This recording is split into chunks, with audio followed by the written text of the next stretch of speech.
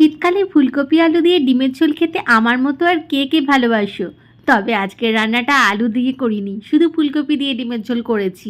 আলুটা একটু কম খাচ্ছি বলে তাই জন্য আলুর ব্যবহার করিনি। প্রথমে ফুলকপিগুলো আমি ভেজে নিয়েছি হলুদ নুন দিয়ে, তারপর সিদ্ধ ডিমগুলোও আমি একটু হলুদ নুনে ভালো করে ভেজে তুলে রাখছি। তাহলে ফুলকপি আর ডিমগুলো আমার ভাজা হয়ে গেল। একটা মশলা বানিয়ে নেব। এখানে পেঁয়াজ, আদা, রসুন আর কাঁচা লঙ্কা নিয়েছি। রসুন বেশি নিয়েছি, আদা কম নিয়েছি। দিয়ে দিচ্ছি জিরে গুঁড়ো, ধনে গুঁড়ো, গরম মশলা গুঁড়ো। এর একটা মিহি পেস্ট বানিয়ে নেব। এবার তেলের মধ্যে ওই যেখানে ফুলকপি আর ডিম ভেজেছিলাম ওর মধ্যেই দিয়ে দিলাম গোটা গরম মশলা, তাতে এলাচ আর দারচিনি ফোড়ন দিয়ে পেস্ট করে রাখা মশলাটা দিয়ে দিলাম। সাথে মিক্সিং জারে লেগে থাকা মশলার সাথে কিছুটা জল দিলাম, সাথে দিলাম হলুদ গুঁড়ো, লঙ্কা গুঁড়ো, নুন আর মিষ্টি।